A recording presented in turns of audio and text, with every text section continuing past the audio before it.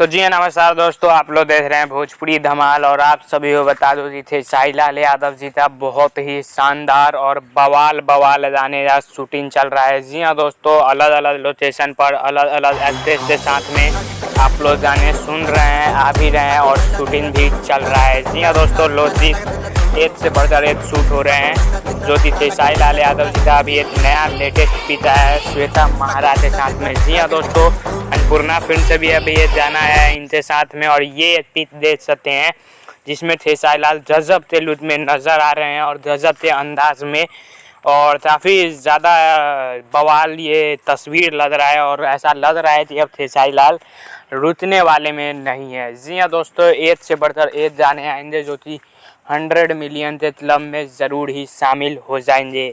तो आप लोग तैयार रहिए। आपसे जितने भी शिकायत थी कि वीडियो क्वालिटी अच्छी नहीं है, लिरिक्स अच्छे नहीं है, म्यूजिक अच्छे नहीं है, तो उम्मीद करते हैं उन सभी पर साहिलाल काम किए होंगे। वीडियो क्वालिटी तो अब देखने में लग रहा है कि हाँ सुधार हुआ है।